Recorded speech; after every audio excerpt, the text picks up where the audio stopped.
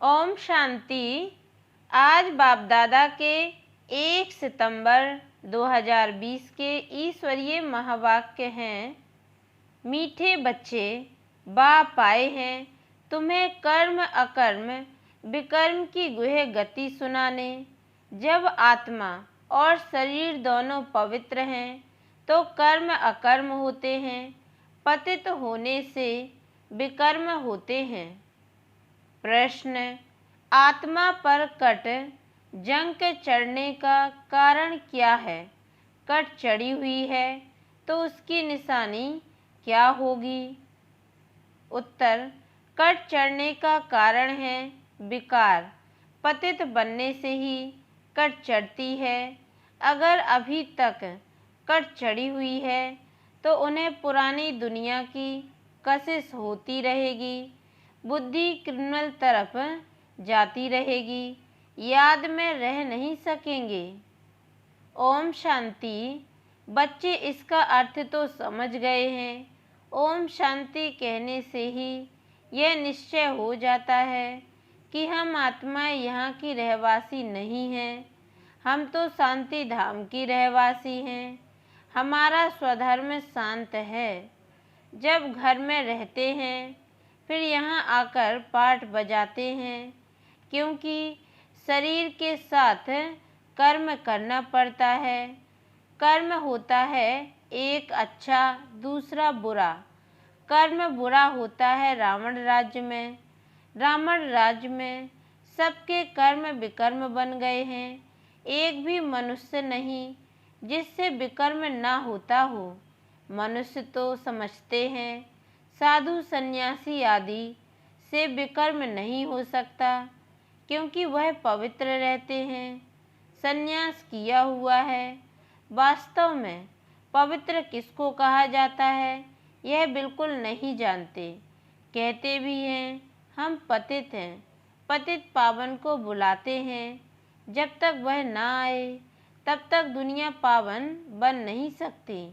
यहाँ यह पतित पुरानी दुनिया है, इसलिए पावन दुनिया को याद करते हैं। पावन दुनिया में जब जाएंगे तो पतित दुनिया को याद नहीं करेंगे। वह दुनिया ही अलग है। हर एक चीज़ नई फिर पुरानी होती है ना। नई दुनिया में एक भी पतित हो न सके। नई दुनिया का रचयिता है परम पिता परमात्मा, वही पतित पावन है। उनकी रचना भी जरूर पावन होनी चाहिए। पतित सो पावन, पावन सो पतित, यह बात है दुनिया में किसकी बुद्धि में बैठ न सके। कल्प कल्प बाप ही आकर समझाते हैं। तुम बच्चों में भी कई निश्चय बुद्धि होकर फिर संशय बुद्धि हो जाते हैं। माया एकदम हप कर लेती है। तुम महारथी हो ना। महारथियों को ही भाषण पर बुलाते हैं। महाराजाओं को भी समझाना है। तुम ही पहले पावन पूज्य थे, अभी तो यह है ही पतित दुनिया। पावन दुनिया में भारतवासी ही थे। तुम भारतवासी आदि सनातन देवी देवता धर्म के डबल सिरताज संपूर्ण निर्विकारी थे। महारथियों को तो ऐसे समझाना होगा ना। इस नशे से समझाना होता है। भगवान वाच काम चिता पर बैठ सांवरे बन जाते हैं, फिर ज्ञान चिता पर बैठने से गोरा बनेंगे। अब जो भी समझाते हैं वह तो काम चिता पर बैठ न सके, परंतु ऐसे भी हैं जो औरों को समझाते समझाते काम चिता पर बैठ जाते हैं। आज यह समझाते कल विकार में गिर पड़ते। माया बड़ी जबरदस्त है, बात मत पूछो। औरों को समझाने वाले खुद काम चिता पर बैठ जाते हैं, फिर पछताते हैं यह क्या हुआ। बॉक्सिंग है ना। स्त्री को देखा और कशिश आई, काला मुंह कर दिया। माया बड़ी दुस्तर है। प्रतिज्ञा कर और फिर गिरते हैं तो कितना 100 गुना दंड पड़ जाता है। वह तो जैसे शूद्र समान पतित हो गया। गाया भी हुआ है, अमृत पीकर फिर बाहर में जाए दूसरों को सताते थे, गंध करते थे। ताली दो हाथ से बजती है, एक से तो बज न सके, दोनों खराब हो जाते। फिर कोई तो समाचार देते हैं, कोई फिर लज्जा के मारे समाचार ही नहीं देते। समझते हैं कहाँ ब्राह्मण कुल में नाम बदनाम ना हो जाए। युद्ध में कोई हारते हैं तो हाहाकार हो जाता है। अरे इतने बड़े बलवान को भी गिरा दिया। ऐसे बहुत एक्सीडेंट होते हैं। माया थप्पड़ मारती है, बहुत बड़ी मंजिल है ना। अब तुम बच्चे समझाते हो। जो सतो प्रधान गोरे थे, वही काम चिता पर बैठने से काले तमो प्रधान बन गए हैं। राम को भी काला बनाते हैं। चित्र तो बहुतों के काले बनाते हैं, परंतु मुख्य की बात समझाई जाती है। यहाँ भी रामचंद्र का काला चित्र है। उनसे पूछना चाहिए काला क्यों बनाया है। कह देंगे यह तो ईश्वर की भाभी, यह तो चलता आता है।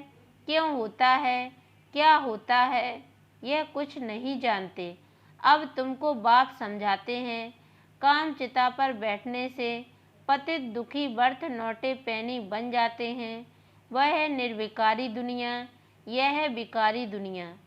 तो ऐसे ऐसे समझाना चाहिए। यह सूर्यवंशी, यह चंद्रवंशी, फिर वैश्यवंशी बनना ही है। वाम मार्ग में आने से फिर वह देवता नहीं कहलाते। जगन्नाथ के मंदिर में ऊपर में देवताओं को कुल दिखाते हैं। ड्रेस देवताओं की है, एक्टिविटी बड़ी गंदी दिखाते हैं। बाप जिन बातों पर अटेंशन खिंचवाते हैं, ध्यान देना चाहिए। मंदिरों में बहुत सर्विस हो सकती है। श्रीनाथ द्वारे में भी समझा सकते हैं। पूछना चाहिए इनको काला क्यों बनाया है। यह समझाना तो बहुत अच्छा है। वह है गोल्डन एज, यह है आयरन एज। कट चढ़ जाती है ना। अभी तुम्हारी कट उतर रही है। जो याद ही नहीं करते तो कट भी नहीं उतरती। बहुत कट चढ़ी हुई होगी तो उसे पुरानी दुनिया की कशिश होती रहेगी। सबसे बड़ी कट चढ़ती ही है विकारों से। पतित भी उनसे बने हैं। अपनी जांच करनी है। हमारी बुद्धि क्रिमिनल तरफ तो नहीं जाती। अच्छे अच्छे फर्स्ट क्लास बच्चे भी फेल हो पड़ते हैं। अभी तुम बच्चों को यह समझ मिली है। मुख्य बात है ही पवित्रता की। शुरू से लेकर इस पर ही झगड़े चलते आए हैं। बाप ने ही यह युक्ति रची। सब कहते थे हम ज्ञान अमृत पीने जाते हैं। ज्ञान अमृत है ही ज्ञान सागर के पास। शास्त्र पढ़ने से तो कोई पति से पावन बन नहीं सकते। पावन बन फिर पावन दुनिया में जाना है। यहाँ पावन बन फिर कहाँ जाएंगे। लोग समझते हैं फलाने ने मोक्ष को पाया। उनको क्या पता, अगर मोक्ष को पा लिया फिर तो उनका क्रियाक्रम आदि भी नहीं कर सकते। यहाँ ज्योत आदि जगाते हैं कि उनको कोई तकलीफ ना हो, अंधियारे में ठोकरें ना खाए। आत्मा तो एक शरीर छोड़ दूसरा जाकर लेती है। एक सेकंड की बात है। अंधियारा फिर कहाँ से आया। यह रस्म चली आती है। तुम भी करते थे, अब कुछ नहीं करते हो। तुम जानते हो शरीर तो मिट्टी हो गया, वहाँ ऐसी रस्म रिवाज होती नहीं। आजकल रिद्धि सिद्धि की बातों में कुछ रखा नहीं है। समझो कोई को पंख आ जाते हैं, उड़ने लगते हैं, फिर क्या, उससे फायदा क्या मिलेगा। बाप तो कहते हैं मुझे याद करो तो विकर्म विनाश होंगे। यह योग अग्नि है जिससे पति से पावन बनेंगे। नॉलेज से धन मिलता है। योग से एवर हेल्दी पवित्र, ज्ञान से एवर वेल्दी धनवान बनते हैं। योगी की आयु हमेशा बड़ी होती है, भोगी की कम। कृष्ण को योगेश्वर कहते हैं। ईश्वर की याद से कृष्ण बना है। उनको स्वर्ग में योगेश्वर नहीं कहेंगे, वह तो प्रिंस है। पास्ट जन्म में ऐसा कर्म किया है जिससे यह बना है। कर्म अकर्म विकर्म की गति भी बाप ने समझाई है। आधा कल्प है राम राज्य, आधा कल्प है रावण राज्य। विकार में जाना यह है सबसे बड़ा पाप। सब भाई बहन है ना, आत्माएं सब भाई भाई हैं। भगवान की संतान होकर फिर क्रिमिनल असॉल्ट कैसे करते हैं? हम बी के विकार में जा नहीं सकते, इस युक्ति से ही पवित्र रह सकते हैं। तुम जानते हो, अभी रावण राज्य खत्म होता है, फिर हर एक आत्मा पवित्र बन जाती है। उसको कहा जाता है घर घर में सोजरा। तुम्हारी ज्योत जगी हुई है, ज्ञान का तीसरा नेत्र मिला है। सतयुग में सब पवित्र ही रहते हैं, यह भी तुम अभी समझते हो।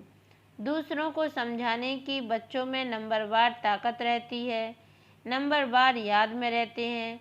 राजधानी कैसे स्थापन होती है, कोई की बुद्धि में यह नहीं होगा। तुम सेना हो ना, जानते हो। याद के बल से पवित्र बन हम राजा रानी बन रहे हैं। फिर दूसरे जन्म में गोल्डन स्पून इन माउथ होगा। बड़ा इम्तिहान पास करने वाले मर्तबा भी बड़ा पाते हैं। फर्क पड़ता है ना, जितनी पढ़ाई उतना सुख है। यह तो भगवान पढ़ाते हैं, यह नशा चढ़ा हुआ रहना चाहिए। चौब चीनी ताकत का माल मिलता है। भगवान बिगर ऐसा भगवान भगवती कौन बनाएंगे? तुम अभी पति से पावन बन रहे हो, फिर जन्म जन्मांतर के लिए सुखी बन जाएंगे, ऊंच पद पाएंगे। पढ़ते पढ़ते फिर गंदे बन जाते हैं। देह अभिमान में आने से फिर ज्ञान का तीसरा नेत्र बंद हो जाता है। माया बड़ी जबरदस्त है। बाप खुद कहते हैं बड़ी मेहनत है। मैं कितनी मेहनत करता हूँ ब्रह्मा के तन में आकर, लेकिन समझकर फिर भी कह देते ऐसे थोड़ी ही हो सकता है। शिव बाबा आकर पढ़ाते हैं, हम नहीं मानते, यह चालाकी है। ऐसे भी बोल देते हैं राजाई तो स्थापन हो ही जाएगी। कहते हैं ना, सच की बेड़ी हिलती है परंतु डूबती नहीं। कितने विघ्न पड़ते हैं। अच्छा, मीठे मीठे सिकी लधे नूरे रत्न श्याम से सुंदर बनने वाली आत्माओं प्रति मात पिता बाप दादा का दिल व जान सिकवा प्रेम से याद प्यार और गुड मॉर्निंग। रूहानी बाप की रूहानी बच्चों को नमस्ते, और हम रूहानी बच्चों की ओर से भी रूहानी मात पिता बाप दादा को याद प्यार और गुड मॉर्निंग बाबा। नमस्ते नमस्ते नमस्ते। धारणा के लिए मुख्य सार है। पहली पॉइंट है, योग की अग्नि से विकारों की कट जंक को उतारना है। अपनी जांच करनी है कि हमारी बुद्धि क्रिमिनल तरफ तो नहीं जाती है। दूसरी पॉइंट है, निश्चय बुद्धि बनने के बाद फिर कभी किसी भी बात में संशय नहीं उठाना है। विकर्मों से बचने के लिए कोई भी कर्म अपने स्वधर्म में स्थित होकर बाप की याद में करना है। वरदान, सर्व प्राप्तियों के अनुभव द्वारा पावरफुल बनने वाले सदा सफलता मूर्त भव। डिटेल है, जो सर्व प्राप्तियों के अनुभवी मूर्त हैं वही पावरफुल हैं। ऐसी पावरफुल सर्व प्राप्तियों की अनुभवी आत्माएं ही सफलता मूर्त बन सकती हैं, क्योंकि अभी सर्व आत्माएं ढूंढेंगी कि सुख शांति के मास्टर दाता कहाँ हैं। तो जब आपके पास सर्व शक्तियों का स्टॉक होगा तब तो सबको संतुष्ट कर सकेंगे। जैसे आजकल एक ही स्टोर से सब चीज़ें मिल जाती हैं, ऐसे आपको भी बनना है। ऐसे नहीं, सहन शक्ति हो, सामना करने की नहीं, सर्व शक्तियों का स्टॉक चाहिए, तब सफलता मूर्त बन सकेंगे। स्लोगन है, मर्यादाएं ही ब्राह्मण जीवन के कदम हैं। कदम पर कदम रखना माना मंजिल के समीप पहुंचना। मातेश्वरी जी के अनमोल महावाक्य पुरुषार्थ और प्रारब्ध का बना हुआ अनादि ड्रामा। मातेश्वरी, पुरुषार्थ और प्रारब्ध दो चीजें हैं। पुरुषार्थ से प्रारब्ध बनती है। यह अनादि सृष्टि का चक्र फिरता रहता है। जो आदि सनातन भारतवासी पूज्य थे वही फिर पुजारी बने, फिर वही पुजारी पुरुषार्थ कर पूज्य बनेंगे। यह उतरना और चढ़ना अनादि ड्रामा का खेल बना हुआ है। जिज्ञासु, मातेश्वरी, मेरा भी यह प्रश्न उठता है कि जब यह ड्रामा ऐसा बना हुआ है तो फिर अगर ऊपर चढ़ना होगा तो आप ही चढ़ेंगे, फिर पुरुषार्थ करने का फायदा ही क्या हुआ। जो चढ़ेंगे फिर भी गिरेंगे, फिर इतना पुरुषार्थ ही क्यों करें। मातेश्वरी, आपका कहना है कि यह ड्रामा हूबहू रिपीट होता है, तो क्या ऑलमाइटी परमात्मा सदा ऐसे खेल को देख खुद थकता नहीं है।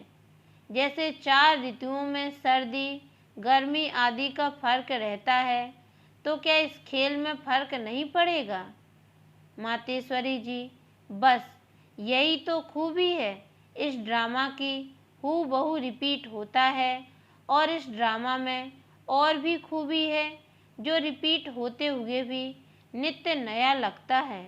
पहले तो अपने को भी यह शिक्षा नहीं थी, लेकिन जब नॉलेज मिली है तो जो भी सेकंड बाय सेकंड चलता है वह हूबहू कल्प पहले वाला चलता है। परंतु जब उनको साक्षी समझ देखते हैं तो नित्य नया समझते हैं। अभी सुख दुख दोनों की पहचान मिल गई, इसलिए ऐसे नहीं समझना।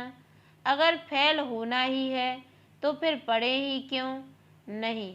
फिर तो ऐसे भी समझें, अगर खाना मिलना होगा तो आप ही मिलेगा, फिर इतनी मेहनत कर कमाते ही क्यों हो। वैसे हम भी देख रहे हैं, अब चढ़ती कला का समय आया है, वही देवता घराना स्थापन हो रहा है, तो क्यों न अभी ही वो सुख ले लेवे। जैसे देखो, अब कोई जज बनना चाहता है तो जब पुरुषार्थ करेगा तब उस डिग्री को हासिल करेंगे ना। अगर उसमें फेल हो गया तो मेहनत ही बर्बाद हो जाती है।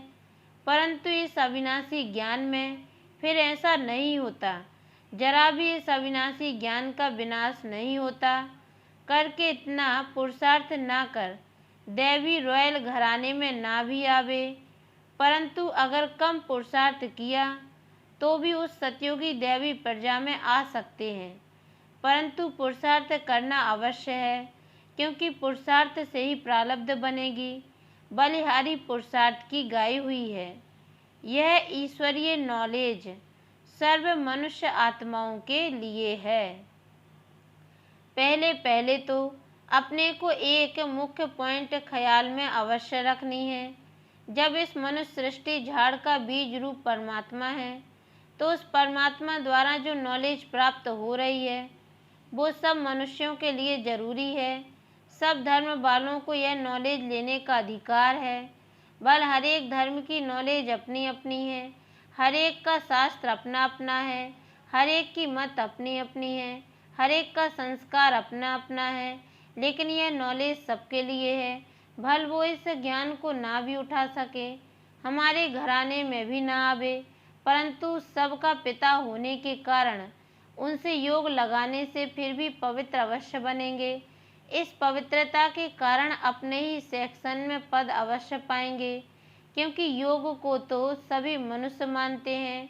बहुत मनुष्य ऐसे कहते हैं हमें भी मुक्ति चाहिए, मगर सजाओं से छूट मुक्त होने की शक्ति भी इस योग द्वारा मिल सकती है।